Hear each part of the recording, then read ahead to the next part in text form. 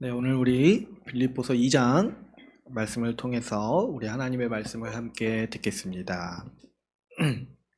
오늘은 특별히 우리가 한 주 동안 이 수련의 말씀을 함께 들었는데요. 한 주 동안 이 나눈 말씀을 간단히 복습하면서 정리하는 시간을 갖고자 합니다. 우리가 이번 주에 이 겨울 수련회 같이 참여를 했었는데 이 생각을 해보니까 이 1월에 우리가 특별히 이 겨울 수련회 통해서 하나님 말씀을 깊이 있고 또 많이 이렇게 듣는 게 굉장히 좋은 시간인 것 같아요. 그래서 신년에 우리가 하나님 말씀으로 충만하게 시작하게 된 게 얼마나 감사한지 모르겠어요. 또 개인적으로 생각을 해보니까 이 겨울이 또 날씨도 춥고 또 새해라고 하지만은 사실은 우리가 나이를 한 살 덜 먹으니까 또 그런 면에서 몸도 좀 예전 같지 않을 때가 있고 그러다 보니까 움츠려들기도 쉬운 것 같습니다.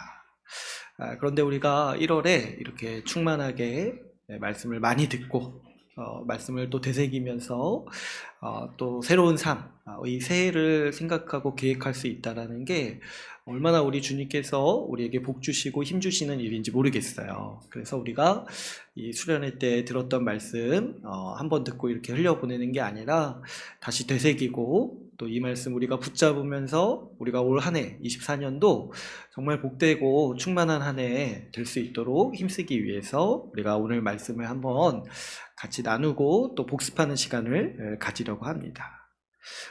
그렇다고 해서 제가 지금 수련회 때 했던 거 다 반복하겠다, 그런 건 아니에요. 시간이 그렇게 길지 않기 때문에 몇 가지만 좀 찝어서 같이 이제 다시 한번 나누고자 하는데요. 특별히 우리가 이 수련회 때 가장 많이 들었던 말씀 중에 하나가 하나님께서 우리에게 착한 일을 시작하셨다라는 말씀이었죠. 우리 빌립보서 1장 6절에 너희 안에서 착한 일을 시작하신 이가 그리스도 예수의 날까지 이루실 줄을 우리는 확신하노라. 그렇죠, 여러분. 우리가 이 확신이 있어야겠죠. 우리가 지금 신자로 살아가고 또 교회에 속하여서 하나님께서 우리를 교회로 부르셔서 하나님의 백성으로 살아가게 하신 것이 내 선택이나 내 어떤 노력에 의해서 이루어진 일보다는 사실은 뭐가 크다는 거예요. 하나님이 우리를 부르시고 우리에게 이 일을 시작하시도록, 그래서 우리를 붙드셔가지고 우리를 돌보시고 우리를 가꾸시고 우리를 빚어가시는 일들을 하나님께서 시작하시기로 정하셨고 그것을 우리에게 이미 진행하고 계시며 우리를 위해서 지금도 일하고 계신다는 사실을 우리가 알아야 된다는 거예요. 그래서 결국에는 어떻게 될 것이냐니까 우리 주님께서 일하시는 그 일이 완성될 거라는 거예요. 우리에게 시작하신 거, 우리를 구원하셔서 하나님의 백성 삼으시고 그 그리스도를 따라서 살게 하시고 그리스도를 닮게 하시고, 그래서 마지막 날에 하나님께서 우리에게 이루시려고 하시는 바가 뭐냐니까 이 그리스도 예수의 날에 우리를 완전한 사람, 그리스도 예수의 형상을 완전히 닮은 사람으로 우리를 완성시키시고 그러기까지 우리를 빚어가시리라는 것을 우리가 확신할 수가 있습니다. 그래서 여기에 대한 믿음, 하나님께서 우리의 삶을 지키시고 보호하실 뿐만 아니라 우리라는 사람을 가꾸시고 빚어가실 것이라는 그 믿음이 우리 삶을 지탱하는 아주 강력한 힘인 거죠. 우리가 생각을 해보면은 내 계획이라든가 내 능력이라든가 내 어떤 환경이라든가 이런 것들이 내 삶을 영위하고 나를 이렇게 나타내고 나를 표현한다, 이렇게 생각하기가 쉬운데요. 근데 이제 이 말씀이 우리에게 말씀하는 게 뭐냐니까 이제 우리가 그런 삶에서 벗어났다는 거죠. 내가 내 생각으로, 내 계획으로, 내 능력으로 어떻게든 내 삶을 어떻게든 해보려고 하는 그런 시도의 삶에서, 그런 방식의 삶에서 우리는 벗어나가지고 이제 우리가 어떤 상태가 되었다는 겁니까? 이제 하나님이 시작하셔서 하나님께 붙들려가지고 이제 하나님의 계획 아래서 따라서 그 계획에 따라서 움직이고 하나님의 그 돌보심과 우리를 훈련하시고 우리를 빚어가시는 그 하나님의 손길 아래서 우리가 그분의 계획에 따라 살아가는 인생의 길에 들어섰다는 거예요. 그래서 우리가 이제 그렇게 살아가고 있다는 거를 이제 우리도 알아야 되는 거예요. 왜 그러냐니까 이 믿음이 있을 때 우리가 우리의 삶을 올바로 해석할 수 있기 때문인 거죠. 우리가 궁극적으로 우리 삶이 하나님께 달려있다. 하나님이 우리 삶을 시작하셨다. 우리 삶을 붙드시고 우리를 구원하시고 우리를 완성하고 우리를 영광스럽게 빚어가시는 그분의 일을 시작하셨다. 이 믿음이 있을 때 여러분 우리는 우리 인생의 국면을 해석하고 받아들일 수가 있는 거예요. 뭐냐니까 이 어떤 고난이라든가 어려움이 있어도 우리가 어떤 생각을 하냐니까 우리 인생이 망하지 않았다 이런 생각을 하는 거예요. 왜 그러냐니까 그게 우리의 끝이 아니라는 거죠. 하나님께서 우리 삶을 주관하시고 인도하실 때 모든 것을 합력하여 선을 이루신다고 했어요. 이렇게 어려움이 있고 고난이 있을 때 믿음이 없는 사람들은 망했다 생각할 거예요. 그러나 우리에겐 그런 생각이 없다는 거죠. 우리는 결국에는 승리할 것이고 결국에는 내가 완성될 것이고 결국에는 영광에 이를 것이라는 확신이 하나님을 믿기 때문에 가지고 있는 사람인 거예요. 이렇게 평상시에 살아갈 때도 그런 마음이 들 때가 있어요. 정말 나이를 먹어도 이룬 게 하나도 없구나. 이룬 게 하나도 없이 오늘 이렇게 하루하루 살아가는 게 매일 의미 없어 보이는 일들 반복하는 것처럼 느껴질 때가 있습니다. 또 우리 삶을 생각해 보면 사실 우리가 대단한 일을 하지 않죠. 그냥 이렇게 매일마다 먹고 살기 위해서 아둥바둥 되는 삶을 그냥 그렇게 기계적으로 반복하는 것처럼 느껴질 때도 있어요. 그러다 보면은 내가 사는 게 무슨 의미인가 싶기도 하고 또 허무함이 느껴지기도 하는 거죠.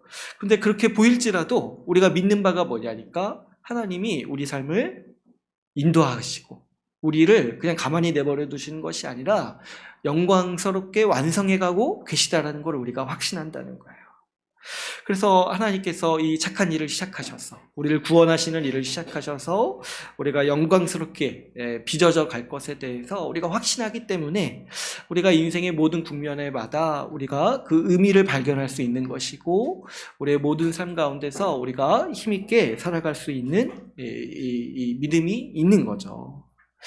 그랬을 때 우리가 이 믿음이 있기 때문에 우리 삶에 아주 어려운 국면이라든가 또 우리 일상에서 오는 아주 일상 자체가 주는 어려움도 있어요. 매일 반복되는 일들, 다 의미를 헤아릴 수 없는 일들, 이런 것도 우리가 감당할 수 있는 이유가 뭐냐면 우리 삶의 궁극적인 목적과 의미가 우리 하나님이 우리에게 주시기 때문에 그런 거예요.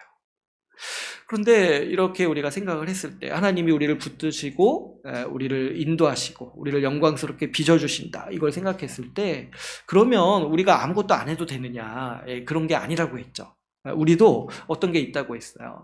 우리 삶을 인도해 가시는 그 주님의 뜻에 따라서 그 뜻에 적극적으로 순종해야 하는 거고 그 하나님의 계획과 하나님의 말씀에 따라서 우리가 그것을 붙잡고 달려가야 된다라고 우리가 수련회 때 계속해서 말씀을 들었던 거죠.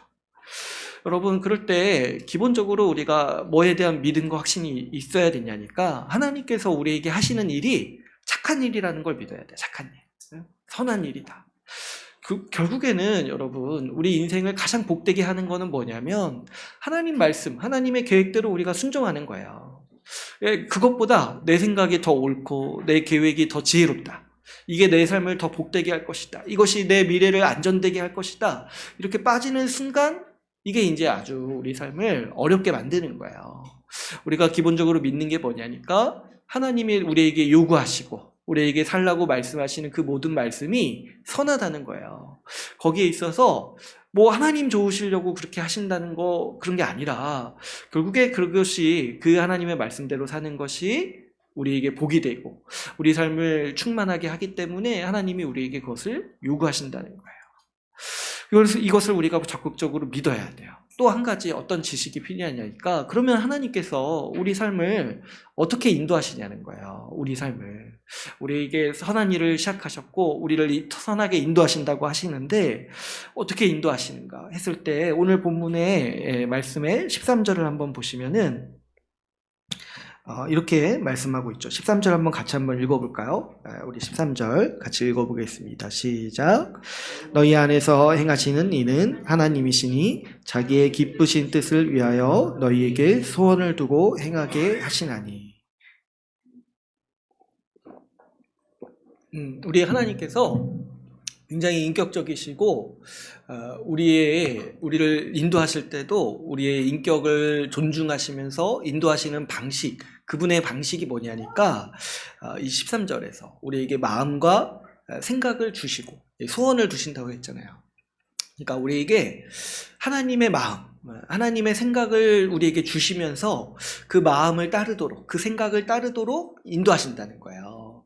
그러니까 우리 하나님께서 우리를 인도하실 때 뭐 갑자기 너 무조건 따라, 이거 안 따르면 죽어, 이런 방식으로 강압적이라든가 뭐 폭력적인 방식으로 우리를 인도하시는 게 아니라 이렇게 아주 부드러운 방식으로 우리에게 마음과 생각을 주셔서 그 우리의 마음을 감화시키시고 설득하시는 거예요.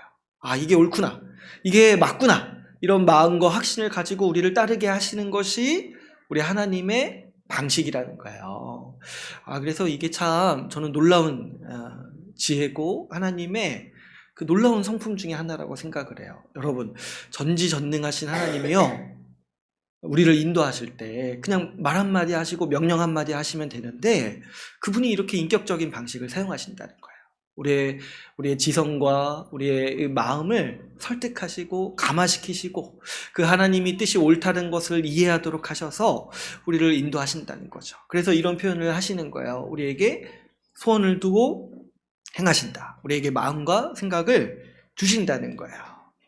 그런데 여러분, 제가 한 가지 좀 덧붙여서 설명드리고 싶은 게 뭐냐니까, 제가 예전에는 이런 말씀을 잘 설명을 안 했어요. 하나님이 우리에게 마음을 두고 행하신다, 소원을 두고 행하신다. 근데 왜 그러냐니까, 이렇게 말씀을 드리면은 오해하시는 분들이 있어요. 어떤 분들이 어떤 오해를 하냐니까, 주님이 우리에게 마음을 주셔서 행하신다 이렇게 말씀을 하면은 어떤 분들이 그런 얘기를 하는 거예요. 내 마음이 안 그렇다는 거예요. 주님이 마음을 주신다고 했는데 근데 내 마음이 안 그래. 제가 좋아하는 노래 중에 그 노래 가사가 그런 게 있어요. 근데 내 마음이 안 그래. 순종하려고 하는데 마음이 불편해. 근데 뭐예요?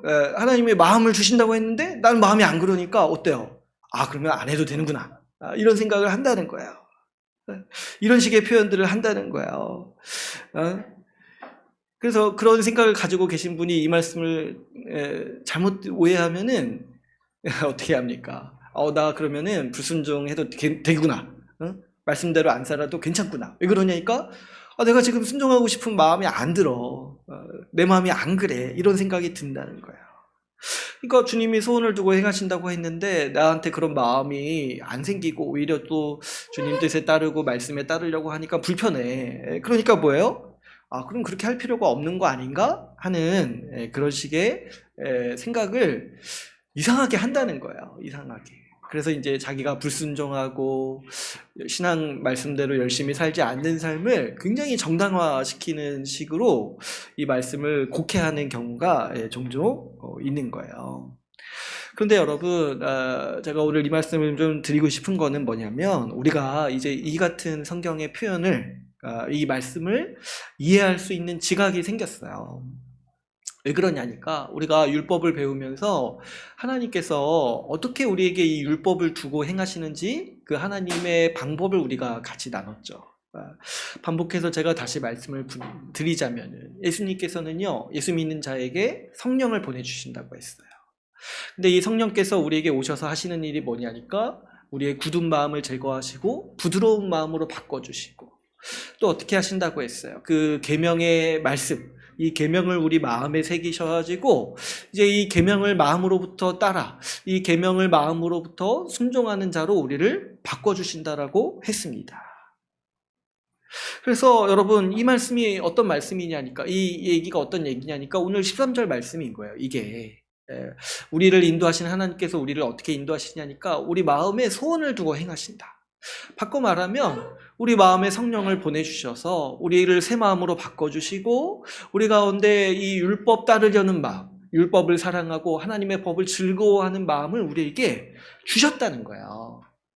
그래서 우리가 그 마음으로부터 자발적으로 하나님의 뜻에 따르는 사람, 하나님의 생각에 따르는 사람으로 우리를 만들어 주셨다라는 게 복음의 소식인 것이고, 지금 이 하나님 말씀, 이 신약 성경 말씀은 그 복음을 안다, 그 복음을 이해하고 있다라는 가정 아래, 가정이 아니죠. 그 진실 아래서 지금 이런 권면을 하고 있는 거죠. 그래서 여러분, 하나님이요, 우리를 어떻게 인도하시냐니까 우리에게 이 성령의 생각과 마음을 주세요. 근데 그게 뭐냐니까 결국에 우리가 하나님의 말씀을 즐거워하고 하나님의 뜻을 복되게 여기고 그분의 말씀대로 살려는 하는 의지도 주시고 이렇게 하신다라는 거예요. 근데 내가 지금 그게 없다. 내가 오히려 주님의 말씀이 불편해요. 불편하고 뭐 좀 듣기 싫고, 그리고 그렇게 따르려고 할 때 너무 어려워요. 근데 이게 뭐냐니까 이렇게 말할 때 이게 뭔지를 이해를 해야 돼요. 이게 뭐냐면 내가 성령 받지 않았다라는 거예요, 지금. 응? 그럼 성령 받지 않았다라는 건 뭐예요? 내가 정말 예수 믿었는지를 의심해 봐야 되는 거예요. 분명히 말씀은 예수 믿는 자에게 마음을 바꾸신다고 했는데 왜 자기가 마음 바뀌지 않았다라는 얘기를 그렇게 잘하냐는 거예요. 그랬을 때 이거는 아마 몰라서 그럴 수도 있어요. 몰라서. 성령께서 하시는 일을 그 지식이 없으니까 자기에 대한 해석도 잘 못하는 거예요. 그래가지고 여기가 우리가 이 부분에 있어서 이 분명한 지식을 가져야 됩니다. 우리가 예수 믿었을 때 우리 안에서 어떤 변화가 일어나는가, 우리 성령께서 우리에게 오시면은 어떤 변화가 일어나는지 이 분명한 지식이 있어야 돼요. 여러분, 제가 이제 지난주에 이 영의 생각, 육신의 생각과 영의 생각에 대해서 말씀을 드렸습니다. 이것도 이제 같은 맥락인 거죠. 그래서 육신의 생각이 있고 영의 생각이 있다는 거예요. 근데 우리가 살아가는 방식이 뭐냐니까 영의 생각을 붙잡고 육신의 생각을 물리쳐야 돼요. 이게 이제 우리 신자가 예수 믿는 자들이 성령 안에서 살아가는 방식이라는 거예요. 이거를 오늘 본문의 표현으로 바꿔서 얘기를 하자면 하나님이 시작하신 착한 일을 우리도 붙들고 그걸 믿고 신뢰하고 나아가는 거예요. 오늘 우리 읽은 본문 말씀에서도 어떻게 권면을 합니까? 너희 안에 이 마음을 품으라 이렇게 시작을 하잖아요.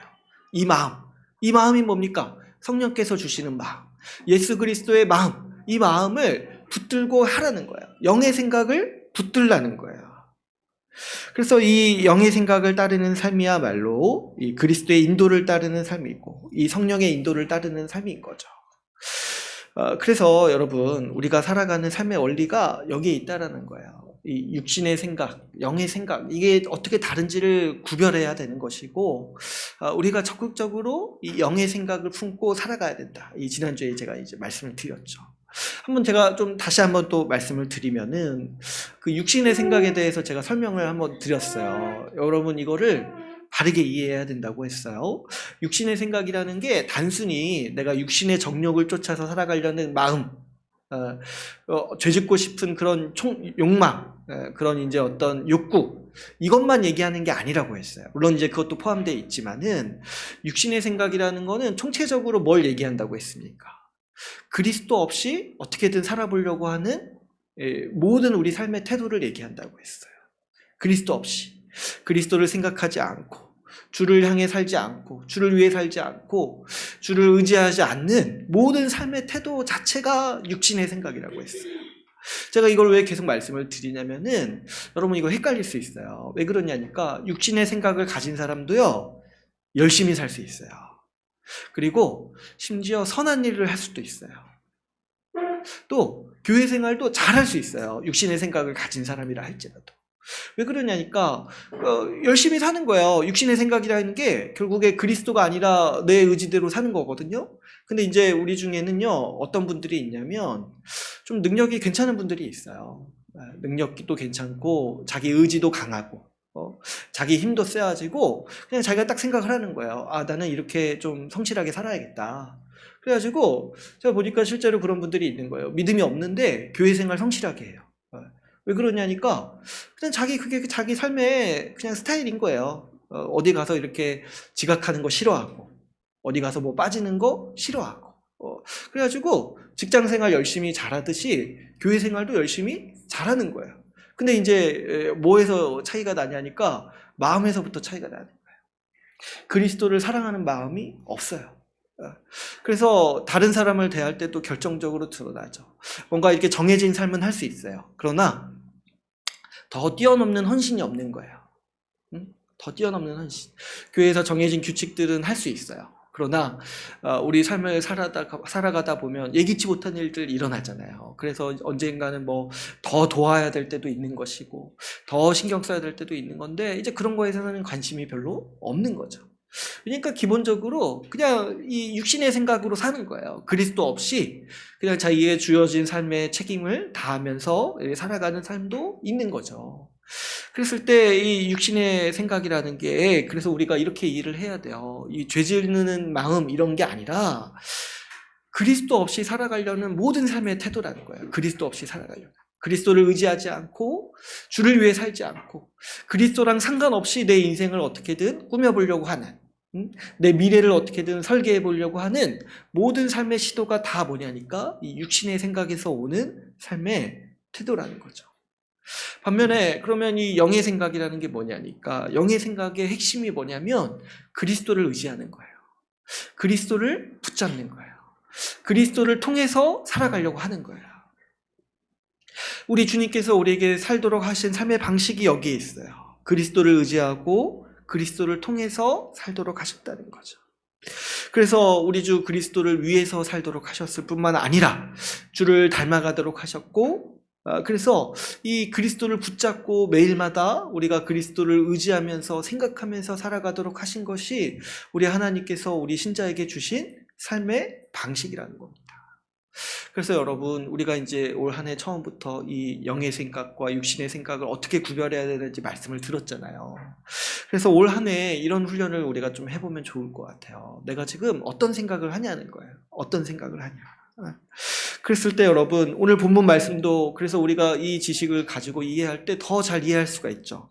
오늘 본문 말씀에 우리에게 권면하는 게 뭡니까? 3절 말씀에 이 마음을 품으라는 거예요. 바꿔 말하면 영의 생각을 품어라. 근데 그 영의 생각의 핵심이 뭐라고 했습니까? 예수 그리스도라고 했잖아요. 예수 그리스도. 예수 그리스도를 생각하고 그분을 의지해라는 거예요. 그분의 삶을 생각하고 묵상하고 그분을 붙잡아서 오늘 우리가 살아갈 때 우리 하루하루를 살아갈 때 그리스도를 의지해서 살아가라고 얘기하는 말씀을 우리에게 권면하고 있는 거죠. 오늘 특별히 본문 말씀에서 그리스도의 어떤 모습을 생각하라고 우리에게 말씀하고 있습니까? 우리 5절, 6절, 7절 이렇게 보시면 그리스도가 어떤 분이신가 했을 때 예수님은 원래 하나님의 본체시라는 거예요. 그러니까 이게 어떤 뜻인지 약간 어려운 표현이긴 하지만 하나님과 동등된 분이시라는 거예요. 그래서 하나님이 세상을 창조하셨을 때 예수 그리스도가 함께 창조하셨고 그 예수 그리스도가 하나님과 동등된 분이시다는 거예요. 동일한 영광을 가지고 계시다는 거예요. 그래서 우리가 하나님을 예배하는 것과 그리스도를 예배하는 것과 차이가 없어요. 우리가 그리스도를 예배하고 그리스도께 하나님께 합당한 영광을 올려드릴 때 그것이 오히려 바른 태도라고 성경은 우리에게 권면하고 있죠. 왜 그러냐니까 예수 그리스도가 그 본성으로서는 어떠시다는 거예요. 하나님과 동등된 분이라는 거예요. 그래서 이제 우리 신약 성경이 증거하는 그 이 진리의 소식이 뭡니까? 예수님이 하나님이시라는 거예요.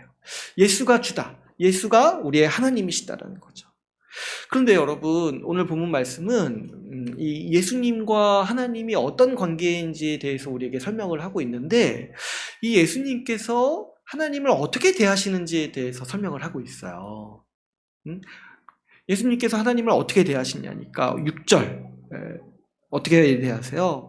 예수님은 하나님과 동등된 분이신데 어떻게 얘기를 하시냐니까 예수님 스스로가 그 자신을 하나님과 동등된 분으로 여기지 아니하신다는 거예요. 그래서 어떻게 하세요? 예수님이 하나님을 예배하시는 거예요. 하나님을 존중하시고 하나님을 높이는 거예요. 예수님이 그 영광으로서는 동등하신 분인데 그 예수님이 스스로는 어떻게 하시냐니까 하나님과 동등된 분으로 여겨질 것을 즐겨하시지 않는다. 그것을 인정하시지 않고 예수님 그 스스로가 어떻게 하시냐니까 하나님을 높이시고 하나님을 예배하신다는 거예요. 근데 그 예배의 삶의 그 아주 그 절정이자 핵심이 뭐냐니까 예수님이 하나님께 순종하셨다는 거예요. 응? 예수님이 하나님께 순종하셨다는 거예요. 이게 아주 놀라운 성경의 이 진리의 말씀이에요. 우리는 보통 동등된 권리를 가진 사람끼리는 서로 순종한다 이런 생각 잘 안 해요. 그래가지고 제가 이제 부부 관계 이렇게 얘기할 때도 뭐 한번 말씀드린 적 있지만 그 제일 우리 이제 요즘 사람들이 싫어하는 말씀 중에 아내가 남편에게 순종하라 이런 얘기 싫어한다고 했잖아요. 아니 어떻게 동일한 사람인데 서로에게 순종하라고 얘기하냐. 근데요, 그 순종의 의미가 좀 다르다고 했어요, 제가 어쨌든. 근데 이제 기본적으로 이게 인간의 생각인데 하나님의 생각은 다르시다는 거예요. 하나님이 어떤 분이신, 우리 예수님이요, 하나님과 동등된 분이신데 우리 예수님이 하나님을 어떻게 대하시냐니까 하나님께 순종하신다는 거예요. 하나님께 순종하신다. 예수님이요, 하나님께 순종하는 분이라는 거예요. 뭐 이렇게 동등되니까 뭐 서로 토론하시고 서로 이렇게 그냥 이렇게 아주 그냥 의견도 교환하시고 이렇게 할 것 같은데 예수님 스스로가 어떻게 하시냐니까 자기가 하나님과 그렇게 동등된 위치에 설 자로 여기지 않으신다는 거예요. 그래서 하시는 방식이 뭐냐니까 하나님의 모든 말씀에 순종하신다는 거예요. 근데 어디까지 순종하셨냐니까 그냥 이렇게 뭐 이렇게 딱 들으면서 예수님도 이제 딱 들으시면서 마음에 원하는 거는 그냥 순종하고 마음에 원하지 않는 거는 대충 얼버무리고 이렇게 하시는 것이 아니라 어디까지 순종하셨다고 오늘 본문 말씀이 우리에게 얘기하고 있으니까 8절 말씀에 보면은 죽기까지 복종하셨다 이렇게 우리에게 말씀하고 있다는 거예요. 이게 참 놀라운 말씀이죠. 예수님이 하나님과 동등된 분이신데 그 하나님의 말씀 그래서 허투루 여기시지 않으시고 죽기까지 복종하셨다는 거예요. 그래서 이게 십자가를 가리킨다고 했죠. 예수님이 십자가 지시기 전에 사실은 조금 꺼려 하셨어요. 그죠? 그래서 이제 할 수만 있다라면 마지막으로 간청드린 게 다른 방법을 없냐. 할 수만 있다면은 다른 길을 좀 하나님이 해주셨으면 좋겠다. 이렇게 마지막으로 간청하셨어요. 예수님 자신도 딱 하나 순종하기가 어려우셨던 게 그 십자가의 그 자리였어요. 그런데 결국에 예수님께서 하신 일이 뭐냐니까 하나님을 예배하고 하나님이 어떤 분이시고 그 하나님의 영광을 알기 때문에 예수님이 하신 일이 뭐냐면 죽기까지 그 자리까지 순종하셨다는 거예요. 이게 예수님과 하나님과의 관계라는 거예요. 동등된 분이신데 예수님은 하나님과 동등된 분을 여기실 것으로 자기를 보지 않으시고 하나님 모든 말씀에 순종하기로 힘쓰셨다는 거죠. 이렇게 예수님은 우리에게 무엇을 또 가르치셨냐니까 하나님이 어떤 분이신지를 우리에게 가르쳐 주신 거예요. 하나님이 어떤 분이시고 어떤 영광을 받으시기를 원하시는 분인지를 말씀해 주신 거예요. 그랬을 때 아주 이렇게 오늘 본문은요 사실 굉장히 아름다운 말씀이에요. 뭐냐니까 하나님도 어떻게 하셨냐니까 이 그 말씀에 보시면 9절에 이러므로 이렇게 되겠죠. 이러므로 하나님이 예수 그리스도를 또 어떻게 하셨냐니까 예수 그리스도를 높이셔가지고 모든 무릎을 예수 그리스도 앞에 꿇게 하셨다고 돼 있어요. 만물의 주가 되게 하신 거죠. 그래서 어떻게 하셨냐니까 모든 입이 예수 그리스도를 찬양하게 하셨어요. 그래서 하나님은 또 어떻게 여기시냐니까 그리스도를 존귀하게 여기셔가지고 하나님이 찬양받으시기를 요구하시는 것이 아니라 이제 이 예수 그리스도를 찬양하라. 이 예수 그리스도를 예배하라. 예수가 영광받기를 원하시는 것이 또 하나님의 마음이시고 뜻이고 계획이라는 거예요. 이렇게 지금 예수님과 하나님이요 서로를 높이시는 거예요. 서로를.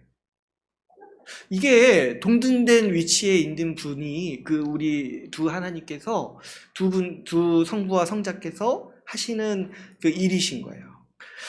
그랬을 때 이것이 지금 우리에게 말씀하시는 하나님의 영광이고 이 하나님의 이 이 모습이신데, 그랬을 때 지금 우리 이 말씀에서 우리에게 권면하는 게 뭐냐니까 이 예수 그리스도의 마음을 붙잡으라는 거예요. 이 마음, 이 예수 그리스도를 생각하라는 거죠. 이 영의 생각이 이 핵심인 그리스도, 이 그리스도가 어떻게 하셨는가를 계속해서 생각하고 붙잡으라는 거예요. 그랬을 때 여러분, 우리가 이 영의 생각을 따르고 이 예수 그리스도를 생각할 때 우리가 지속적으로 갖는 마음 중에 하나가 뭐냐면, 그래서 이 순종하려는 마음이라는 거예요. 순종하려는 마음. 우리 이제 수련회 때도 계속 말씀을 들었죠. 그 두렵고 떨림으로 우리도 순종해야 된다. 계속해서 지속적으로 그리스도의 도를 따라야 된다. 왜 그러냐니까 우리가 그리스도를 생각하면 할수록 어떤 의지가 커지고 어떤 마음이 커지냐니까 하나님께 순종하려는 마음이 자연스럽게 커진다는 거예요.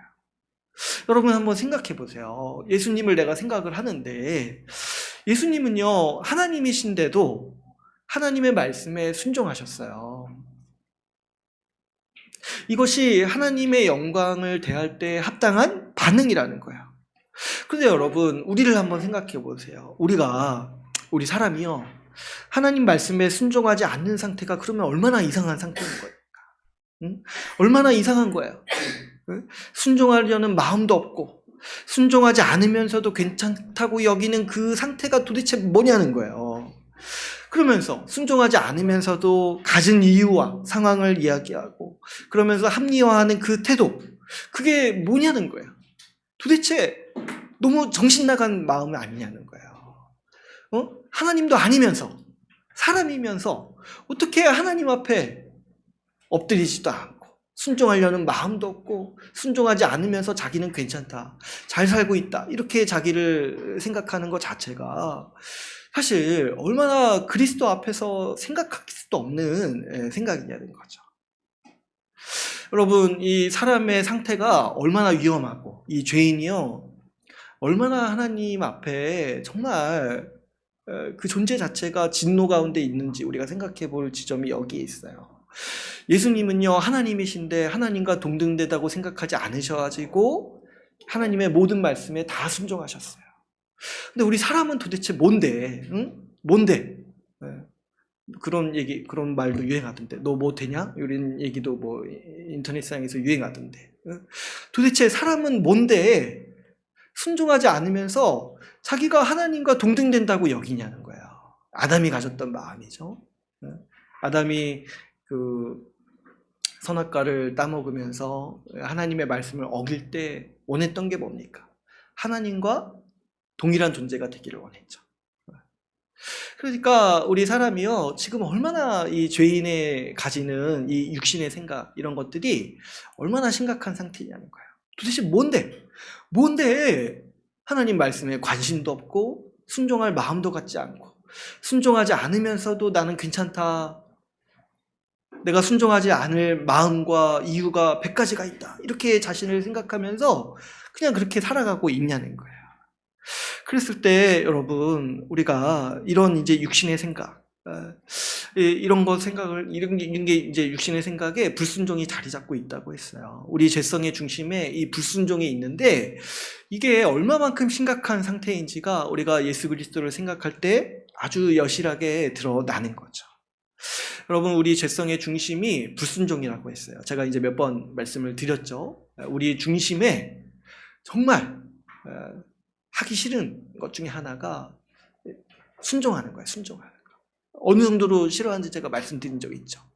그냥 그게 어떤 일인지에 대해서는 사실 중요하지 않아요. 뭐냐니까 단지 하라고 하기 때문에 하기 싫은 거예요. 또 단지 하지 말라고 하기 때문에 하고 싶을 정도로 우리 인간의 아주 그 뿌리 깊은 죄성이 있다는 거예요. 그 불순종에 대한 마음. 그런데 우리가 이 그리스도를 떠나서는 우리가 이런 불순종의 중심을 어기기가 어려워요.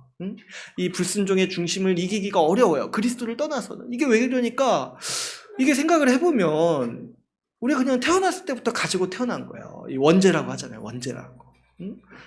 우리 아기들이 어떻게 그거 알아가지고 부모 말을 그렇게 안 듣냐는 거예요. 어떻게 태어났을 때부터 안 듣냐는 거예요.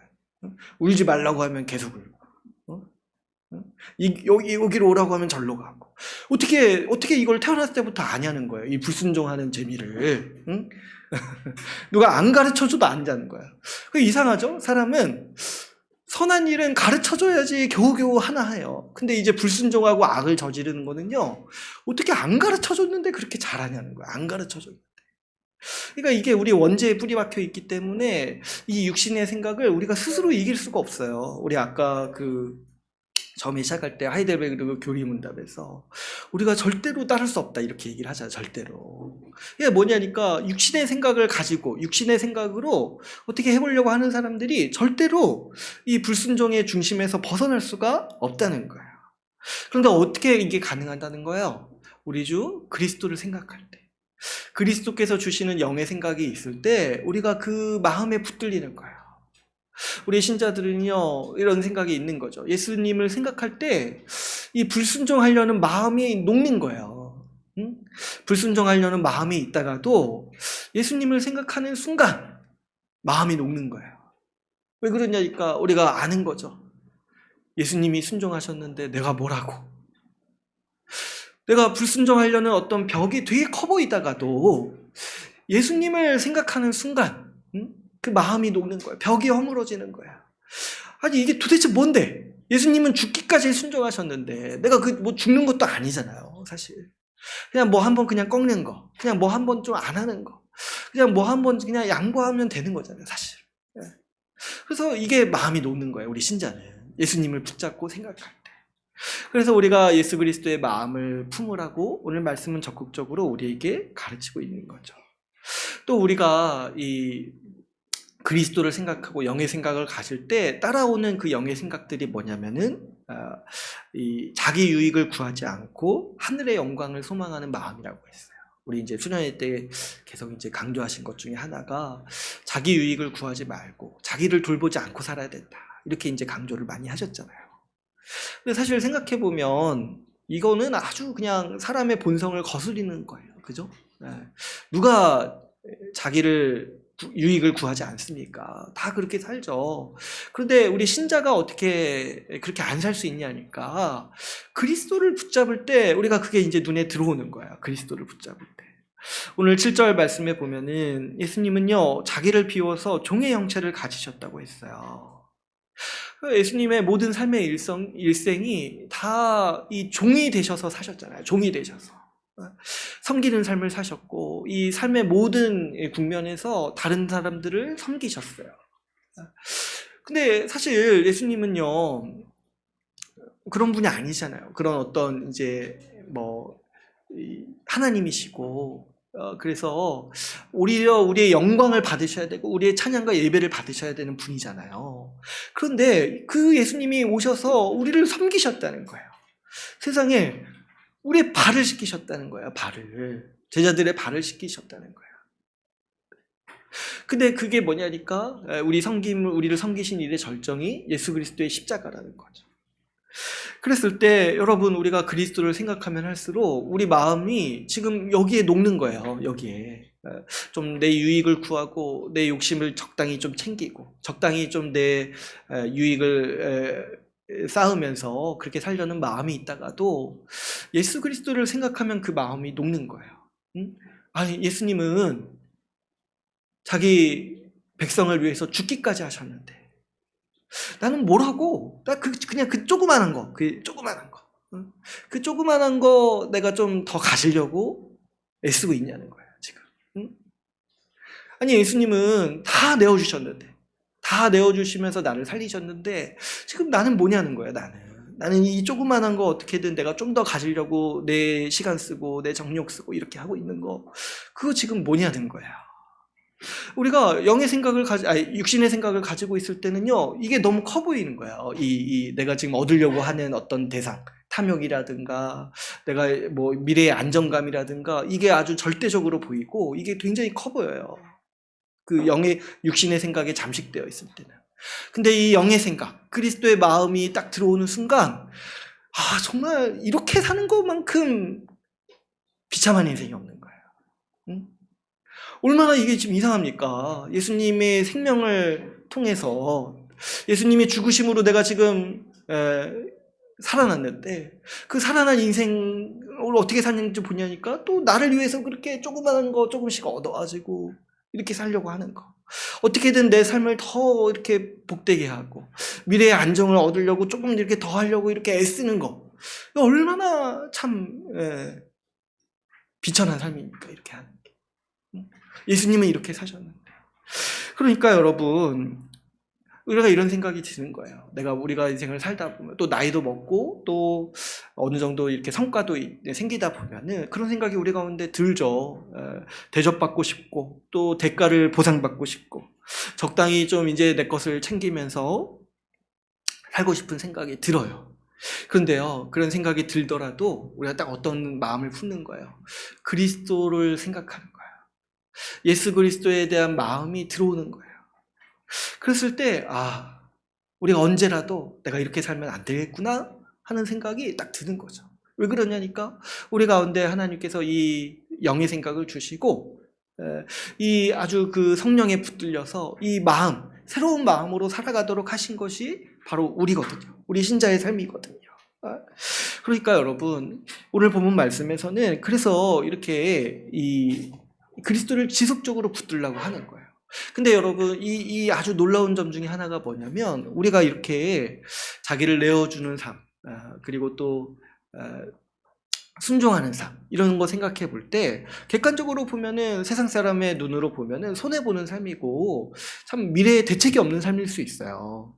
그런데요, 우리 가운데 그게 우리 영의 생각이 뭐냐니까 우리 가운데 어떤 게 보이냐면은 이게 멋지다는 생각이 들어오는 거예요.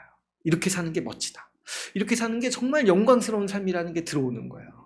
그래서 우리 이 수련의 말씀 중에서도 이런 말씀을 하셨잖아요. 하나님이 주시는 영광을 사모해야 된다. 하늘의 시민권을 쫓아서 살아야 된다. 이렇게 얘기를 했잖아요. 우리가 그 감각이 생기는 거예요. 이전에는 그냥 돈 많고 성공한 사람이 멋있어 보여요. 그죠? 뭐 TV 보면은 다 그렇게 얘기하더라고요. 다 그게 멋있어 보이고 그렇게 사는 게 아주 그냥 바람직한 삶으로 보여요. 근데 이제 우리 가운데 뭐가 들어오냐니까 이제 그렇게 사는 게 덧없이 보이고 그것보다는 정말 예수 그리스도의 영광을 위해서 사는 게, 주를 닮은 인생으로 사는 게 멋져 보이는 거예요. 다른 사람을 위해 내 것을 내어놓고 우리 주님 말씀에 순종하는 삶이 멋있어 보이는 거예요. 그 영광되어 보이는 거예요. 그래서 우리가 그 삶을, 그 하늘의 시민권을 쫓아서 살아가는 삶에 대해서 더 동경하고 그 삶을 살아가려고 우리가 애쓰는 것이 우리 신자의 삶인 것이죠. 그래서 여러분, 우리가 살아가는 삶의 원리가 여기에 있어요. 영의 생각을 품어야 돼요. 예수 그리스도의 마음을 날마다 품어야 돼요. 그리스도를 생각해야 돼요. 그랬을 때 이 육신의 생각, 이 경계해야 되는 우리 이 생각들을 우리가 극복할 수가 있습니다. 그런데 우리가 이제 이것이 가장 핵심적인데 한 가지 더 또 우리가 참고 삼아서 필요한 지식이 뭐냐면 육신의 생각이 뭔지를 이해할 필요가 있어요. 육신의 생각. 우리 오늘 12절 말씀에 보면은 이런 말씀을 하고 있습니다. 12절 말씀 한번 볼게요. 그러므로 나의 사랑하는 자들아, 너희가 나 있을 때뿐만 아니라 더욱 지금 나 없을 때에도 항상 복종하여 두렵고 떨림으로 너희 구원을 이루라. 항상 복종해야 된다고 했어요. 그러면서 어떻게 합니까? 이 두렵고 떨림으로 너희 구원을 이루라고 했어요. 왜 두렵고 떨리는 일이 있냐니까, 왜 그런 거 아니냐니까 우리가 싸워야 될 대상이 분명히 있는 거예요. 우리가 싸워야 될 대상이 분명히 있어요. 뭐냐니까 육신의 생각과 계속 싸워야 돼요. 육신의 생각과. 우리 평생에 이 싸움을 해나가야 돼요. 그래서 정말 내가 진짜 믿는 자인지 내 양심 스스로 증명해내야 돼요. 여러분, 내가 진짜 믿는 자인지 다른 사람한테 평가받기 전에 내 양심이 먼저 증명해내야 돼요. 내 양심이. 그게 뭐냐니까 정말 내가 영의 생각을 붙들고 살아가냐는 거예요. 영의 생각을 붙들고. 그런 사람인지를 드러내야 돼요. 왜 그러냐니까 여러분, 우리 삶을 시시각각 붙들고 위협하는 우리 육신의 생각이 있습니다. 우리는 이것과 싸워야 돼요. 다시 한번 말씀드리지만 이 육신의 생각은 아까 제가 뭐라고 했어요? 단순히 죄지려는 마음뿐만 아니라 그리스도 없이 살아가려는 마음 총체라고 했어요. 그리스도가 없이 뭔가 하려고 하는 그 모든 삶의 방식이 이 육신의 생각이에요. 여러분, 그런데 한번 생각해 보시면 우리가 얼마나 이 육신의 생각에 빠지기가 쉬운 사람들입니까? 원래 우리가 원죄를 가지고 태어났을 뿐만 아니라 하나님 없이 살아가는 걸 즐겨했었던 과거가 있을 뿐만 아니라 또 우리 삶의 환경을 생각해 볼 때 우리의 이 바쁘고 또 정신없이 사는 삶을 생각을 해볼 때 사실 생각해 보면 뭐 저도 그래요, 여러분. 저도 그리스도를 생각하지 않는 그 시간들이 얼마나 많은가, 그 날들이 얼마나 많은가를 이제 생각을 하는 거예요. 바쁘고 정신없이 일하다 보면은 주님을 생각하지 않고 보내는 날들이 너무 많아요. 그래서 이제 뭐 바쁘고 이렇게 뭐 이렇게 일에 치여서 이렇게 살다가 이게 좀 여유가 딱 생기면 이제 마음이 지치니까 또 그럴 때는 어떻게 해요? 좀 이제 좀 쉬고 싶어. 그래가지고 이제 좀 뭔가 좀 내 말초신경을 자극할 만한 뭔가를 이렇게 보면서 좀 하루를 마감한. 그리고 나중에 생각해보니까, 주일에 교회 가야 되네. 이런 생각이 드는 거예요. 주님을 너무 생각하지 않아요. 그러니까 이게 뭐냐면, 우리 지금 현대 사회의 어떤 흐름인데, 주님 생각하는 거 제가 이런 얘기를 하기 이전에 뭐부터 좀 말씀을 드려야 되냐면, 생각이 없이 살아요. 생각이 없이. 생각을 하지 못하도록 마비시키는 그런 환경 가운데 우리가 있어요. 그러다 보니까 우리 정말 한 주간 살아갈 때 아무런 생각 없이 살아갈 때가 있는 거예요. 아무런 생각 없이.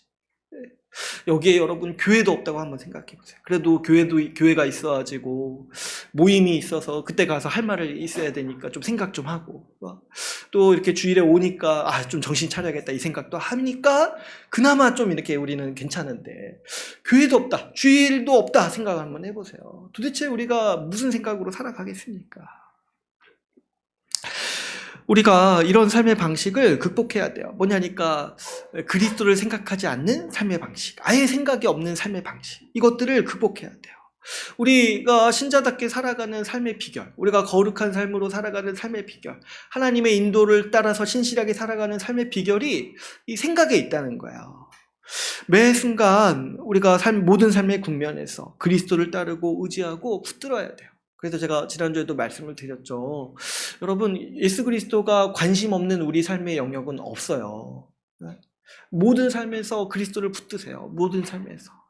제가 이제 저번 주에 운동 예를 들었는데, 여러분, 말씀에 이런 거 있잖아요. 지혜가 부족하거든 하나님께 구하라는 거예요. 하나님께서 후히 주신다는 거예요. 뭐 할 때 지혜가 부족하다면, 뭐 할 때 좀 생각이 안 든다라면 예수님께 의존하고 예수님께 구하는 거예요. 여러분, 제가 이런 말씀 드리면 좀 어떻게 생각하실지 모르겠지만 제가 극단적으로 예를 들어보면은 설교 준비할 때도요, 육신의 생각으로 준비할 수 있어요. 그리스도 없이 준비할 수 있어요. 그래서 말은 되고 뭐 될 수는 있어요. 근데 이제 우리 주님이 원하시는 게 그게 아니라는 거예요. 심지어 거룩한 삶을 살려고 할 때도 그 핵심이 뭐냐니까 그리스도를 붙잡고 그리스도께 구하고 그리스도를 의지하고 그리스도를 생각하라는 거예요. 이게 우리가 신자가 살아가는 삶의 비결이고 신자의 모든 능력이 다 여기서 나온다는 거죠. 그래서 여러분, 특별히 이런 태도를 가져야 됩니다. 신자는 자기가 지금 어떤 생각을 하고 있는지를 점검해야 돼요. 자기가 어떤 생각을 하고 있는지. 하루를 마감할 때나 시작할 때 제가 말씀 한번 드렸죠. 그 자기 직전이랑 일어날 때, 내가 딱 일어나는데 어떤 생각이 딱 드는가 했을 때 오늘 뭐 사야 되는데 이런 생각이 아니라 오늘 딱 일어날 때 그리스도의 부활 생명으로 내가 오늘도 살아야겠다, 이런 마음을 가지고 일어날 수 있도록 구해야 하는 것이고, 그 마음과 정서를 가질 수 있도록 우리 자신의 생각과 습관을 가져야 돼요. 우리 마음을 살펴야 돼요. 그래서 옛날에는 일기 같은 거 쓰면서 이런 거 많이 했었는데 요즘은 이제 그런 건 많이 없잖아요. 근데 이제 그렇지 않을지라도 그런 좀 습관을 가지셔야 돼요. 내가 지금 어떤 생각을 하고 있는가. 그랬을 때 좀 내가 육신의 생각에 사로잡힌 점이 없는가, 육신의 생각에 영향받고 있지 않은지를 부단히 좀 생각을 해야 돼요. 그래서 이제 필요한 지식이 뭐냐면 육신의 생각에 속한 것들이 뭔지를 좀 알아갈 필요가 있어요. 육신의 생각에 속한 것들이 뭔지. 그랬을 때 이제 총체적으로 말하면 그리스도 없는 모든 사고방식이라고 했는데 여기서 오는 이제 몇 가지 격가지들이 있는 거예요. 제가 이제 지난주에도 말씀을 몇 가지 드렸어요. 아무튼 하나님을 생각하지 않는 모든 것들이 사실은 위험하다. 또 뭐 이렇게 우울함이라든가 자기 연민이라든가 이런 거 깊이 빠지지 말고, 제가 지난주에 말씀드렸죠? 이 불평하는 거, 이 염려하고 걱정하는 거, 이거 육신의 생각이 아주 핵심적이라고 했잖아요. 우리 수련회 때도 말씀드릴 때 이제 불평하지 마라 이런 말씀도 하셨고, 또 이제 어제 말씀 중에서 이제 항상 경계해야 되는 것 중에 하나가 자기의를 이제 얘기를 하셨어요. 자기의, 율법주의적인 삶, 자기의. 그래서 저도 이제 말씀 들으면서 저도 이제 목사로서 이거를 좀 자주 이야기하겠다, 자주 이야기하겠다 이런 이제 마음이 좀 많이 들었어요. 이게 근데 여러분, 자기의 자체가 사실은 육신의 생각이에요. 자기의 자체가 어떻게 보면은 같은 개념의 다른 표현이기도 한 거예요. 제가 오늘 이제 자기의에 대해서 자세히 설명드리지는 않을 거예요, 이제 시간 관계상. 근데 자기의라는 게 결국에 뭐냐니까 자기 기준으로 살아가는 거예요. 자기 기준, 자기 힘, 자기 능력, 자기 계획, 이것으로 내 삶을 포장하고 내 삶을 계획하고 내 삶을 평가하는 삶의 방식, 이게 이제 자기의의 방식인 거예요. 이게 이제 율법주의가 만들어내는 삶의 모습이고 태도인 거죠. 그러니까 사실 율법을 모르더라도 율법주의자들이 있는 거예요. 율법을 모르더라도. 왜냐니까 모두가 자기의에 따라서 자기 기준에 맞춰서 살아가는 거예요. 그랬을 때 여러분, 우리가 분명히 이걸 잘 구분해야 돼요.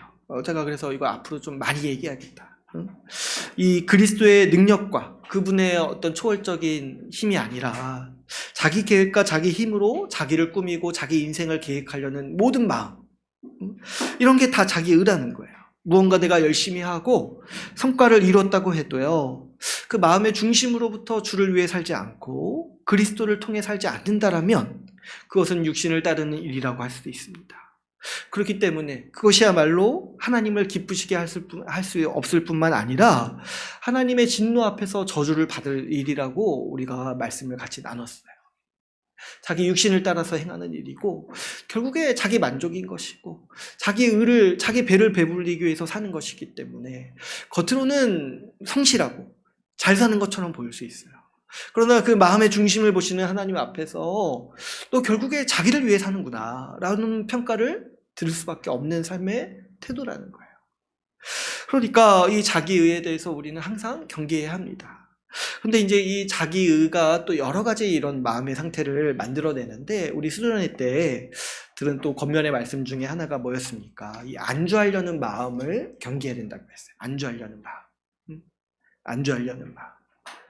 그러니까 이런 거죠. 이 그리스도를 따라서 날마다, 그리고 매해가 또 반복되고 나이를 먹을 때마다 이런 생각을 해야 되는데, 더 거룩하게 살아야지, 더 그리스도를 따라가야지, 더 헌신해야지, 이 생각을 해야 되는데 어떻게 우리가 자꾸 어떤 생각을 하냐니까 그냥 현상 유지하려는 거, 이 정도면 됐지.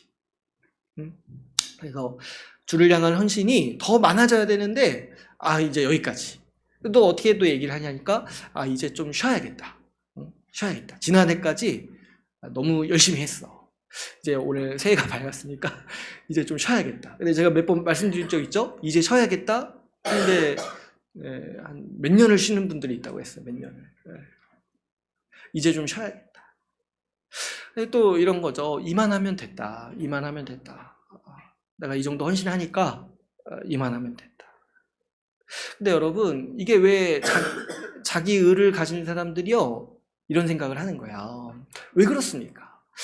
이제 쉬면 되겠다. 이제 이만하면 됐다. 이제 내 인생의 헌신은 다 끝났다. 이렇게 했을 때 그 정도를 정하는 기준이 도대체 누구 거냐는 거예요. 내가 그렇게 정하는 거잖아요. 이만하면 됐다 했을 때 누가 이만하면 됐다고 했어요. 내가 그냥 그렇게 정하는 거잖아요. 그냥 내 인생을 보니까 이 정도 했으면 내 인생 그냥 전체적으로 봤을 때 많이 했다. 이 생각이 드니까 더 하기 싫은 거죠. 더 하기 싫은 거예요. 그런데 여러분, 예수 그리스도를 닮고 그분을 따라 살아가도록 하셨는데 하나님께서 이만하면 됐다는 마음이 도대체 왜 드냐는 거예요. 결국에 그 자기 기준, 자꾸 자기 힘과 자기 생각에 의존하면서 사니까 자꾸 자기 기준을 들이밀어가지고 이제 여기서 쉬면 되겠구나, 이만하면 되겠구나, 나는 여기까지구나, 여기까지가 끝인가 보다, 이런 마음으로 이렇게 하는 게 자꾸 이 자기의의 신앙에서 반드시 나오는 삶의 모습인 거죠. 근데 여러분, 정말 그만하면 되겠냐는 거예요. 정말 그만하면은 내가 그리스도를 닮았다, 정말 그리스도의 장성한 분량에 이르렀다, 그리스도가 나에게 베푸신 모든 은혜에 내가 다 합당하게 살았다, 이렇게 말할 수 있냐는 거예요. 그랬을 때 이 사도 바울이 우리 신자가 가져야 될 태도에 대해서 어떻게 얘기를 한다고 했습니까? 우리 3장 12절 한번 볼까요? 3장 12절 말씀 같이 한번 보겠습니다. 3장 12절 같이 한번 읽어볼게요. 시작.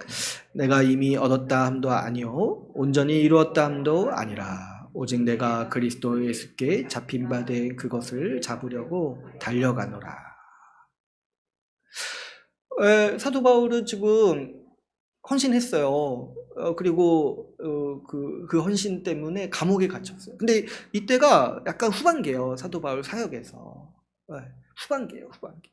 그러면 우리도 이렇게 말할 수 있지 않겠습니까? 우리가 그런 상황이라면. 그래, 내가 이제 감옥까지 갇혔는데 이만하면 됐지, 또 뭘 더해? 우리가 그렇게 자연스럽게 생각을 갖죠. 근데 그게 뭐냐니까 자기 의라는 거예요. 내 생각이라는 거예요. 뭐냐니까, 우리 그리스도가 그러면은 언제 십자가 지시기 전날 밤에 나 이만하면 됐다 이렇게 하고 가셨냐는 거예요. 언제 중단하셨냐는 거예요. 언제 그리스도가 우리를 향한 헌신과 사랑을 중단하셨냐는 거예요. 죽기까지 자기의 인생 전부를 드린 분 앞에서 왜 우리는 자꾸 이만하면 됐다라는 마음을 자꾸 갖냐는 거예요. 이만하면 됐다. 도대체 어디서 그런 기준이 오냐는 거예요. 그랬을 때 이게 자기 의다. 결국에 우리가 그리스도를 따라 살아간다면 우리 삶의 기준을 예수 그리스도께 둬야지 왜 자꾸 자기 한계라든가 자기 그 기준에 두냐는 거예요. 자기가 자의적으로 생각한 기준에 두냐는 거예요. 그래서 여러분, 우리는 한계를 두지 말아야 돼요. 우리 그리스도를 바라봐야 되고 그리스도의 기준으로 우리가 살아야 되는 거죠. 그리스도를 붙잡고 날마다 더 어떤 생각을 해야 되냐니까, 지금 달려가야겠다. 그래서 정말 마치는 날까지 달려가는 인생으로 살아야겠다, 이런 생각을 우리가 가져야 한다는 거죠. 또 우리가 이 수련회 때 들은 말씀 중에 이 경계해야 되는 말씀, 마음, 이런 이제 강조하신 것 중에 하나가 오늘 본문 말씀의 이 14절 말씀이에요. 2장 14절 말씀. 이것도 한번 같이 읽어볼게요. 시작. 모든 일을 원망과 시비가 없이 하라. 이 원망과 시비를 가지지 말아야 된다라고 이제 수련회 때 많이 우리가 말씀을 드렸어요. 이것이 이제 결국에 하나님을 향한 원망과 시비고, 이것이 이제 육신의 생각인 것이고, 우리가 이제 딱 생각을 했을 때 우리가 어떤 생각을 하고 가지고 살아가야 하는지 점검해 볼 때 딱 이런 게 들어와 있다라면은 내가 지금 육신의 생각에 기울어져 있구나, 이걸 이제 딱 분별을 해야 된다는 거예요. 이 원망과 시비, 불평이나 이런 하나님을 향한 불평이나 이런 거 있을 수 있어요. 또 뭐 많이 말씀하셨지만 교회를 향해서도 그럴 수 있고, 또 이제 사람을 향해서도 이 미움이라든가 이 시기라든가 이런 것들이 우리 가운데 자랄 수 있습니다. 이런 게 뭐냐니까 그리스도를 생각하지 않을 때 자꾸 우리 마음에 틈타는 육신의 생각들이라는 거예요. 특별히 여러분, 우리가 정말 원망과 시비가 없도록 힘써야 돼요. 특별히 사람에 대해서. 우리 이제 직장에서나 교회에서나, 교회에서는 또 각별히 더 그래야 하죠.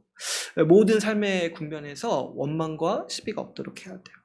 그래서 제가 언젠가 말씀드린 적이 있었는데, 한 사람도 미워하지 않도록 힘써야 돼요. 한 사람도. 우리 인생의 아주 중요한 목표 중에 하나예요. 한 사람도 미워하지 말아야 돼요. 여러분, 우리가 만약에 그리스도를 의지하지 않고 살아간다면 우리가 당하는 상처라든가 그래서 이 가지게 되는 원망이라든가 미움은요, 굉장히 절대적이에요. 여러분, 그 예수 믿지 않는 사람들의 삶을 잘 관찰해 보세요. 자기가 받은 상처가 아주 그 인생의 진리예요. 유일하게 따르는 진리, 내가 받은 상처. 여기에서 모든 생각들이 다 뿜어져 나와요. 그러나 우리가 그리스도를 생각한다라면 내가 당한 상처나 아픔은 상대적으로 가벼워져요. 왜 그렇습니까? 우리 주 그리스도가 고난받으신 거를 우리가 알거든요. 그리스도께서 모멸받으시고 죽으시고 고난당한 것을 생각하면 내가 받은 상처, 물론 어떤 건 너무 커요. 어떤 건 너무 크고 아파요. 그런데 우리 주 그리스도를 생각할 때 그게 작아 보이는 거예요. 우리 주 그리스도가 받으신 고난을 생각할 때 내가 겪는 고난이요, 아무것도 아닌 것처럼 느껴지는 거예요. 제가 지난주에도 한번 말씀을 드렸죠. 힘들 때 그리스도의 고난을 생각하면은 그렇게 위로가 된다는 거예요.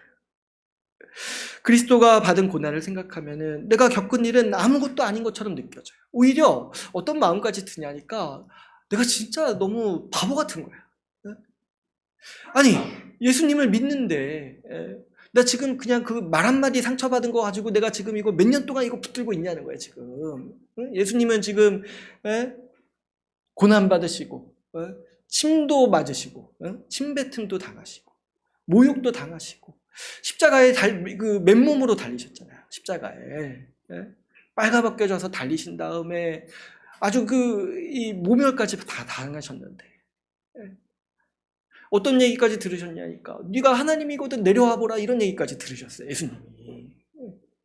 근데 그런 모멸당하신 예수님을 내가 구주로 모시고 믿고 그분의 고난으로 내가 지금 살아났다 이걸 믿는데 나는 지금 어떤 존재냐는 거야. 나는 지금 뭐 하나 이렇게 조금 손해본 거 가지고 그렇게 원통해하는 나 자신은 도대체 뭐냐는 거야. 그랬을 때 우리가 예수 그리스도를 생각하면서 우리 마음이 녹는 거예요. 우리가 연약한 부분이 그런 부분이 있어요. 상처받은 거 뭐 이렇게 피해당한 거 있잖아요. 한번 내가 용서했다 생각해도 좀 이따 다시 일어나요. 이상해요. 마음의 어느 부분에 그게 자리 잡고 있는지. 난 용서했다. 난 쿨하게 이제 딛고 일어섰다 생각했는데도 수시로 일어나요. 수시로. 그래서 이제 제가 예전에 들은 것 중에 하나가 용서라는 게 한 번 하는 게 아니라 평생 하는 거라는 거예요. 평생. 그래서 저도 이번에 수련회 때 이 말씀 드렸는데 또 한 번 옛날에 과거에 이상하게 그런 게 딱 기도할 때 생각이 나가지고 다시 한 번 엎드렸어요. 이런 생각하는 것 자체가 너무 제가 하나님 앞에 너무 민망한 거야. 이런 생각이 드는 것 자체가. 이 수련회 앞에 말씀 들으니까 다시 한번 그리스도를 붙잡고 주님으로 말미암아서 제가 용서합니다. 미워하지 않습니다. 제가 이거에 아무런 영향 없이 살아가고 싶습니다. 이렇게 이제 저도 다시 한번 엎드려서 기도했어요. 제가 이번 주에 영화 하나를 봤는데 올해인가요? 올해가 우리 고 김대중 대통령 탄생 100주년이라고 하는 것 같아요. 그래가지고 이제 관련 영화가 이렇게 개봉을 했어요. 그래서 이제 봤는데 저는 사실 잘 몰랐어요. 잘 모르고 분이 어떤 삶을 사셨는지 잘 몰랐는데 보면서 너무 깜짝 놀랐어요. 너무 고생을 많이 하셨더라고요. 그 살해 위협도 몇 번 받으시고 실제로 죽을 뻔한 고비도 몇 번을 넘기시고 실제로 이제 묶여가지고 바다 저기에서 빠질 위험도 겪으시고 근데 또 거기다가 이제 얼마나 모욕을 많이 받으셨는지 언론이랑 이런 정권의 미움을 사니까 그렇게 매도당하시고 오해를 많이 만들도록 이렇게 하셨더라고요. 또 이제 이번에 안 게 이제 옥살이를 그렇게 오래 하셨더라고요. 옥살이를. 감옥에 갇히셔가지고. 그러니까 누명도 받으시고 감옥에 갇혔는데 그 명예도 계속해서 훼손당하는 거예요. 근데 이제 제가 이번에 보면서 알게 된 게 감옥에 있으실 때 신앙을 가지신 것 같더라고요. 신앙을 가지셔가지고 그 아내랑 이렇게 편지를 교환할 때 그런 표현을 이렇게 쓰시는 거예요. 그리스도로 말미암아서 평안하다. 예수님 믿음으로 말미암아서 감사와 기쁨이 있다. 이런 이제 표현들을 막 편지 가운데 쓰시더라고요. 여기까지도 진짜 놀랐는데 한 가지 제가 진짜 놀란 게 뭐였냐니까 이 편지나 글 중에 옥중에 쓰신 편지나 글 중에 그런 표현들이 많이 나온대요. 내가 내 적들을 미워하지 말아야겠다. 내가 분노에 사로잡히지 말아야겠다. 내가 미워하지 말아야겠다. 이런 표현들이 이렇게 많이 나온다는 거예요. 근데 그 중에 한 가지 정말 너무 놀랬던 문구가 뭐였냐니까 아내한테 이제 편지를 보내잖아요. 아내한테. 근데 이희호 여사님이시잖아요. 그 편지를 보낼 때 그런 표현을 쓰신 거예요. 한을 가지지 말아라. 미워하지 말아라. 당신의 한도 내가 품겠다. 이런 표현을 쓰시는 거예요. 제가 그걸 딱 듣는데 너무 놀랐어요. 이거는 사람이 할 수 있는 말이 아니에요. 얼마나 초월적인 고백이 아닙니까? 자기를 감옥에 갇히고 또 감옥에 갇히게 한 것만으로도 모자라서 수시로 죽이려 하고 또 수시로 그 명예도 훼손해가지고 다른 사람들 앞에서 모욕받게 만드는데 아내한테 미워하지 말라고 얘기하는 거예요. 그리고 당신의 미움까지도 내가 품겠다. 내가 용서하겠다. 이렇게 이제 얘기하는데 도대체 어떻게 사람이 그런 말을 할 수 있냐는 거예요. 저 같은 사람도 감옥에 갇히면 진짜 아주 이를 갈지 않겠어요? 내가 두고 봐라. 내가 나가서 그냥 진짜 어떻게든 진짜. 이거는요, 영의 생각이에요. 사람으로서는 도저히 이렇게 생각할 수가 없는 거예요. 그리스도를 의지하지 않고서는요, 도저히 나올 수 없는 감각이고 생각인 거예요. 분노를 품지 말아야겠다 이렇게 하는 거 있잖아요. 내 대적을 용서해야겠다 이렇게 하는 거 있잖아요. 이거는요, 사람이 가질 수 없는 생각.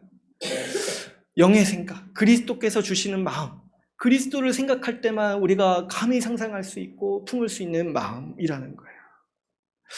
여러분, 우리가 육신의 생각을 가지고 여전히 미워하고 원망한다면 우리는 도대체 얼마나 작은 사람입니까? 자신을 죽이려는 사람, 옥에 가두고 모욕한 사람을 용서하는데 왜 그런 사람도 있는데 왜 우리는 그 말 한마디 가지고 그렇게 원통해 하냐는 거예요. 그 말 한마디 조금 그렇게 들은 거 가지고 그렇게 몇십 년 동안 원통해서 그렇게 막 죽이고자 하냐는 거예요. 도대체 우리는 뭐 어떤 사람이라는 거예요. 여러분, 오늘 본문 말씀, 이 빌립보서를 쓴 사도 바울이요, 지금 감옥에 갇혀서 빌립보서를 쓰고 있어요. 근데 여러분, 한번 이 빌립보서 우리가 한 주 동안 나눴는데 그가 감옥에 갇혔다고 지금 원망하고 있습니까? 지금 나 안 돌본다고 서운해하고 있습니까? 나 감옥에 있는데 왜 이렇게 지금 돈도 안 보내고 이렇게 시원찮아 이렇게 서운해하고 있냐는 거예요. 사람으로 생각하면요, 원망도 되고 서운하기도 하죠. 왜 그런 게 없겠어요. 지금 사도 바울이 감옥에 갇힌 거 좋아해가지고 오히려 자기 성과 더 이렇게 더 만들려고 복음 전도하는 사람이 있다는 거잖아요. 사도 바울 감옥에 갇혔으니까. 그 감옥에 갇힌 거 좋아하는 사람도 지금 교회 안에 있다는 거잖아요.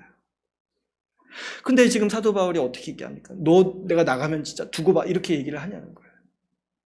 사도 바울이 오히려 하나님을 찬양하고 지금 복음이 전파되는 것을 기뻐하고 그리고면서 빌립보서를 우리에게 지금 보내면서 기뻐하라. 항상 기뻐하라. 이렇게 지금 말하고 있다. 지금 감옥에 갇힌 사람이 지금 우리 그냥 자유롭게 살면서 누릴 거 다 누리고 있는 사람에게 기뻐하라. 항상 기뻐하라. 이렇게 얘기를 하고 있다. 이게 영의 생각을 가진 사람의 사고방식이라는 거예요. 여러분, 육신으로 사는 것과 영으로 살고 그리스도를 붙들고 사는 삶의 이 차이를 우리가 알아야 돼요. 육신을 따르는 사람, 결국에 제가 한번 말씀드린 적 있죠. 그 경주마가 눈 가리게 해가지고 자기만 보는 사람. 그래가지고 너무 어리석은 거야. 너무 어리석어가지고 자기가 지금 뭐 하고 있는지를 몰라요. 그 원통해하고 미워하고 자기 욕심만을 이렇게 쫓아 살아가는 게 뭔지를 못 보는 거예요. 그러나 우리가 그리스도를 알고 우리 인생을 보면은 그렇게 살아가는 게 정말 덧없이 보이고 뭐가 더 영광스러워 보입니까? 그리스도를 따라서 그리스도를 닮은 사람으로 사는 것이 우리에게 영광스러워 보이고 우리가 이 삶이야말로 정말 멋진 삶이구나. 이 삶이야말로 우리 주님께서 주시는 초월적인 삶이구나. 이걸 우리가 보게 되는 것이죠. 여러분은 어떤 사람으로 남고 싶습니까? 정말 육신의 생각 그거 가지고 정말 그 좁쌀만하게 인생 살다가 이 우주에서 흔적도 없이 사라지는 인생으로 남고 싶습니까? 아니면 정말 이렇게 영광스럽고 초월적인 삶을 살다가 그리스도와 함께 영광을 맞이하는 그런 삶으로 살아가겠습니까? 여러분, 우리에게 있는 기쁜 소식이 있는데 그게 뭐냐니까 우리는요 원래 자기만 바라보고 자기 유익만을 위해 살면서 자기 손해보는 것으로 아파하고 미워하고 원망하면서 그 연민에 찌들어가지고 자기만 제일 불쌍하게 여기는 사람이었어요. 그런데요, 우리 주님께서 우리를 바꾸셨습니다. 우리를 위해서 십자가에서 죽으시고 우리에게 성령을 보내셔서 우리라는 사람을 바꾸셔가지고 우리 인생을 착한 일을 시작하셨어요.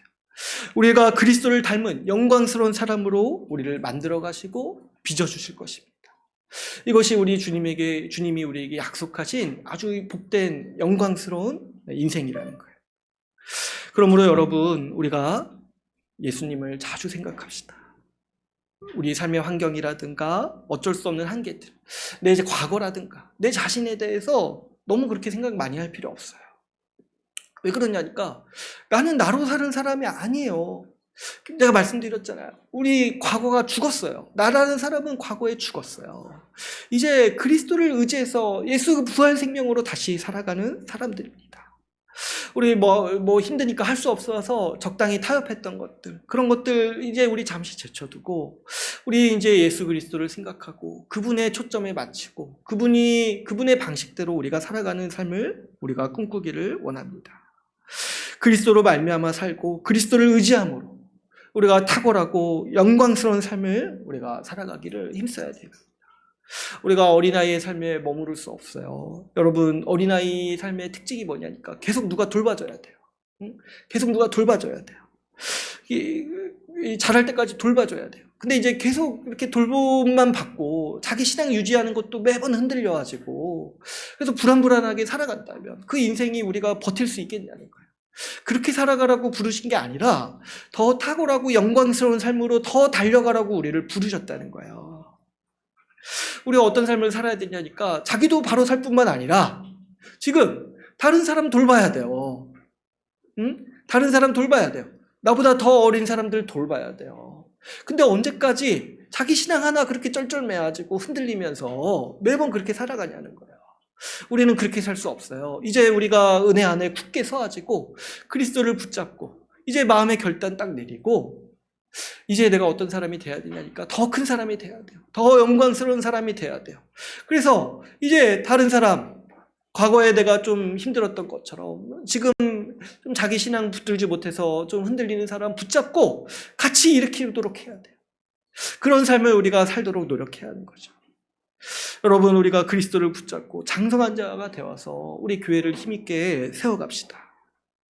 우리 이번에 이제 수련의 말씀을 제가 들으면서도 제 개인에 대해서도 생각을 했지만 우리 이제 교회에 대해서도 많이 생각을 했어요. 우리 교회가 다시 한번 자라기 위해서 힘을 내야 되고 지금 우리 교회도 우리 교회 삶도 안주하지 말고 우리가 더 힘을 내야지고 우리가 더 성장하는 교회가 되어야겠구나, 이런 생각들을 많이 하게 됐습니다.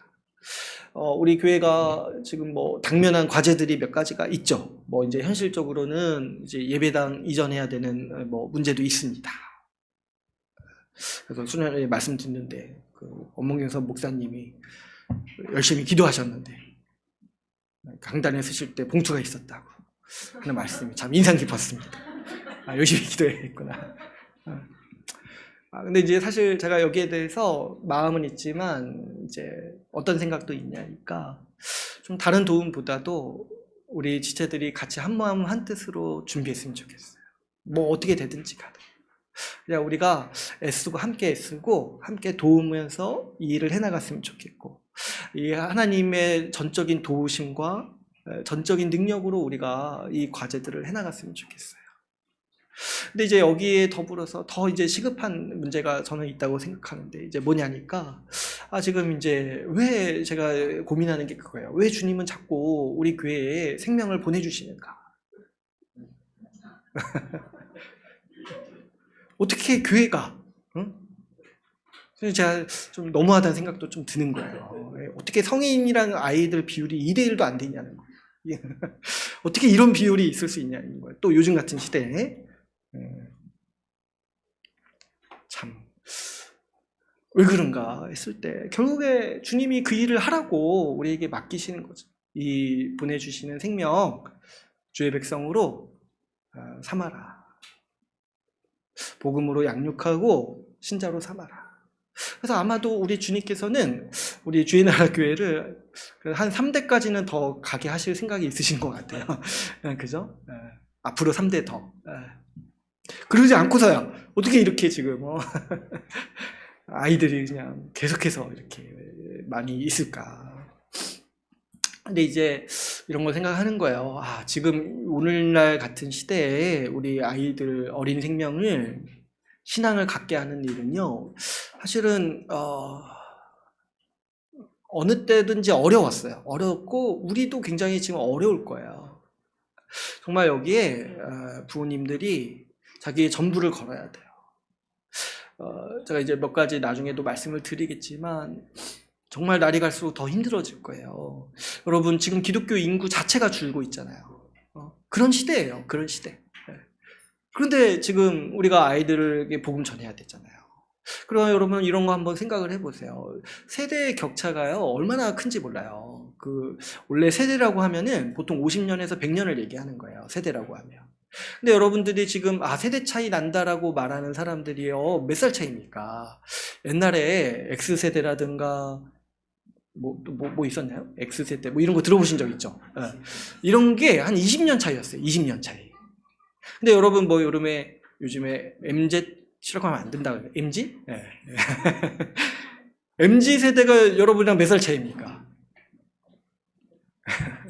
세상에, 저는요, 알게 된 게 나이 차이가 안 나는 거예요, 지금. 저도 MZ 세대인 거예요, 보니까. 근데 지금 세대 차이 난다고 얘기하잖아요. 우리 지금 아이들이랑 여러분, 우리가 몇 살 차이입니까? 그러면 지금 추세대로 하면은 5, 6세대 차이가 나는 거예요. 정말 이해하지 못하는 사고방식이 생길 거예요. 우리가. 근데 지금 그런 아이들과 우리가 대화를 하고 복음을 전하고 복음을 이해시켜야 돼요. 그래서 이게 결코 이 만만한 과업이 사실은 아니죠. 여러분, 부모님들이 아무것도 안 하고 자동적으로 자녀들이 복음 믿을 거라고 생각하는 거는 아주 그냥 육신의 생각입니다. 육신의 생각. 큰 착각이에요. 큰 착각. 결국에 시대의 아이들이 될 거예요. 가만히 있으면 이 시대의 아이들이 될 거예요. 근데 이 시대의 아이들이 여러분들이 상상하지 못하는 생각들을 하면서 아주 초월적이 아니죠. 특이한 삶을 살게 될 거예요. 그건 이제 자연스러운 현상이에요. 막을 수가 없어요. 그랬을 때 우리가 이 아이들에게 복음을 잘 가르치고 전수하기 위해서 정말 여러분 부모님들은 자기 인생을 걸어야 됩니다. 그래서 여러분 부모님들이 만약 지금 자기 신앙 겨우 지키는 걸로 지금 만족하고 살아가고 있다라면은 정말 위험해요. 정말 쉽지 않을 거예요.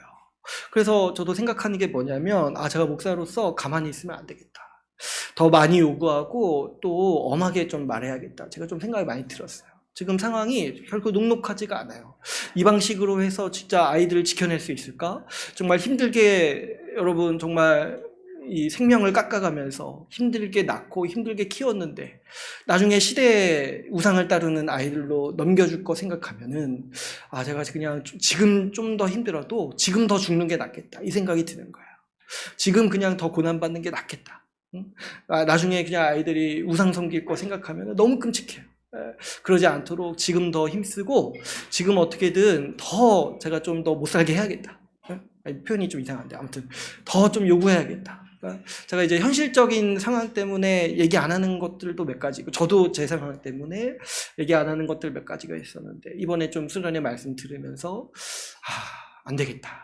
좀 더 해야겠다. 좀 더 해야겠다 이 생각을 많이 하게 돼요.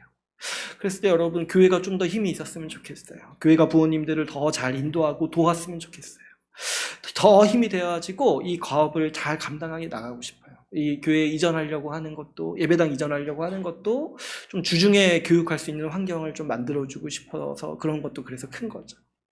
또 한 가지 여러분 또 복음 전도의 사명이 우리 가운데 있습니다. 이번에 제가 이제 우리 이번 주에 유튜브 촬영했다고 했잖아요. 근데 이제 촬영하러 오신 목사님이 하신 얘기가 정말 찾아오기가 힘들으셨대요. 이렇게 오는데 이정표가 하나도 없어가지고. 그래서 제가 맨날 우스갯소리로 믿음으로만 와야 된다라고.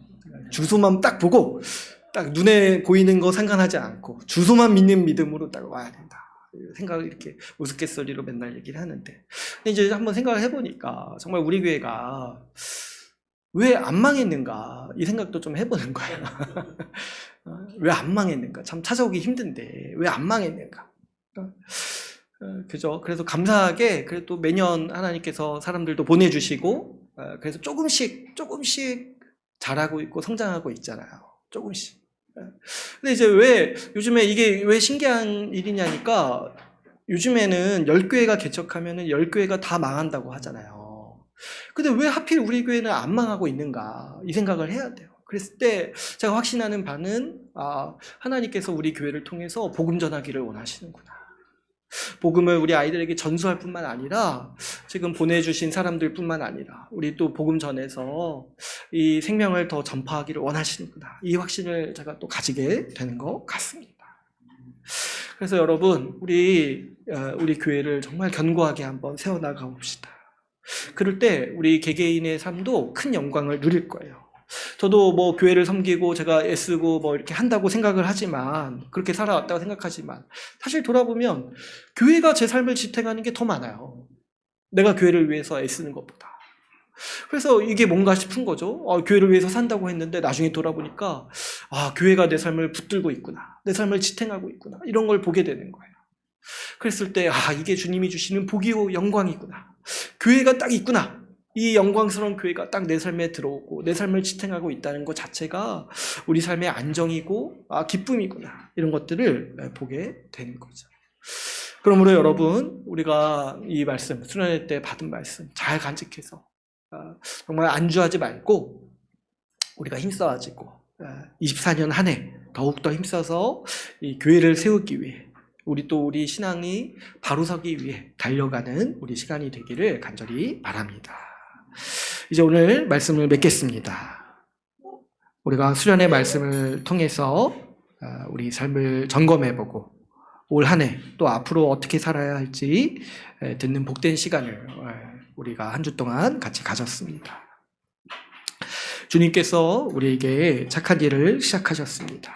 그리스도 예수의 날에 완성하시는 날까지 주께서 날마다 충만하게 우리를 붙들고 일하십니다. 그러므로 우리도 주님 손을 붙들고 주의 영광에 동참하기 위해서 달려갑시다. 우리 주님이 주시는 마음과 생각을 품어서 올 한 해 더 성장하는 인생, 더 잘하는 우리 주의 나라 교회가 되기를 간절히 소망합니다. 오늘 말씀을 마치고 같이 기도하는 시간을 갖도록 하겠습니다.